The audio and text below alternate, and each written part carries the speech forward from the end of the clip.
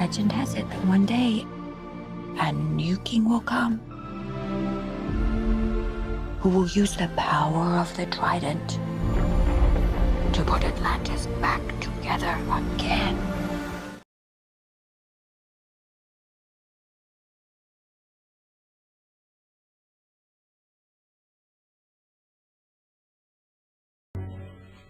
The cult of Mithra, the intercessor between man and the Persian divine power Ormuzd, was once an extremely widespread one, for it is the original cult of the sun. From its origins in Persia, the faith spread to Babylonia, Greece, and finally the Roman Empire, where it struggled against Christianity at the latter's inception. Christianity believes that it won with the decline of the material virtues of the Romans, but there are people who worship the solar deity today, and even London has its Mithra temple. Mithra was said to give his worshippers success in this world, as well as security and happiness in the next. Sound familiar, Freemasons? He was originally a genie, the worldly representative of the invisible power which ruled the affairs of men. Later, and the cult probably has a history of over 6,000 years, he became thought of by his devotees as being not just one of the 28 genii, but the only one which mattered, and the only one who could cater for the wishes and needs of the people. Thus it was that the ancient Aryan worship of Ahura Mazda, the Supreme Being, was displaced by that of one of his representatives.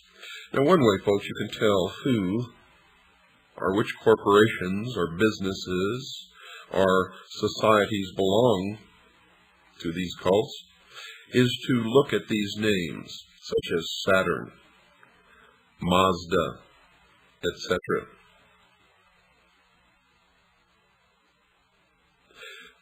Ahura Mazda, the Supreme Being, was displaced by that of one of his representatives, although archaeological research has produced little to give a clear picture of the rituals and beliefs of the Mithraists.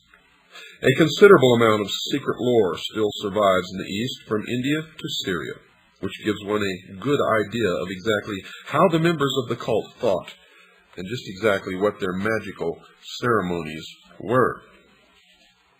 3 ritualistic objects are used by Mithraeus: the crown, equivalent to the sun and power of the supernatural kind; the hammer or club, symbolizing creative activity of mankind; and the bull, which stands for nature, virility, increase.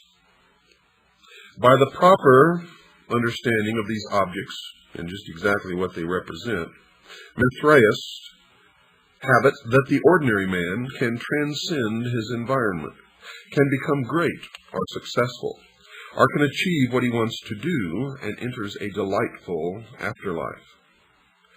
What must he give in exchange? Nothing but worship to the principle which presides over all destiny and control to the priests of the religion. Now let's regress just a moment and let me explain to you why the bull. Throughout the ancient world, you see the symbology of the bull.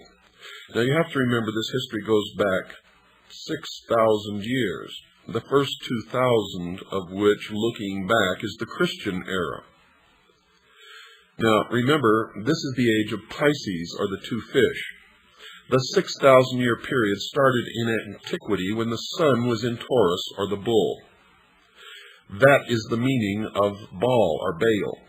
The golden calf was the representation of the house of the sun, or the age of the bull, or Taurus.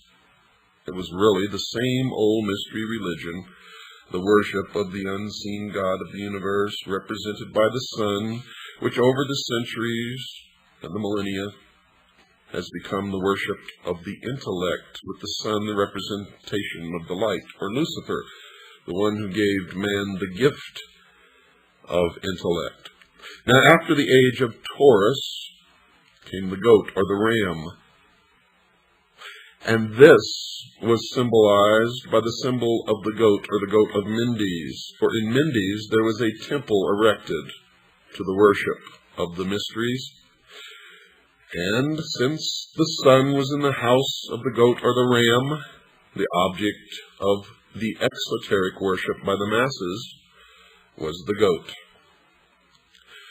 When the sun passed into the house of Pisces, or the two fishes, the Christian era began.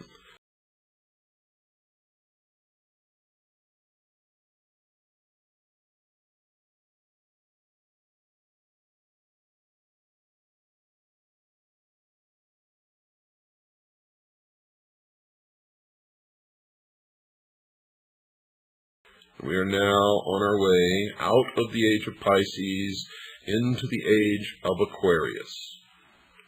Once you understand that the ancient religion was a religion of the worship of the heavens, then everything begins to come together. And when you understand that they ceased believing in an all-powerful, unseen God or hidden God of the universe, and became essentially pantheists, believing that everything is God, they call this nature or the natural way, then you can understand how man became to worship the intellect, and the symbol which used to represent the unseen God of the universe came to represent the intellect, the use of which will bring man to the state of apotheosis, where man himself will become God. And then you begin to look at all the things that are happening today, and you see their symbology everywhere. Nowhere will you see it more prominently than the Looney Tune fringe element which call themselves ufologists. You will see that everything to do with the so-called UFO phenomena comes right out of the mystery schools.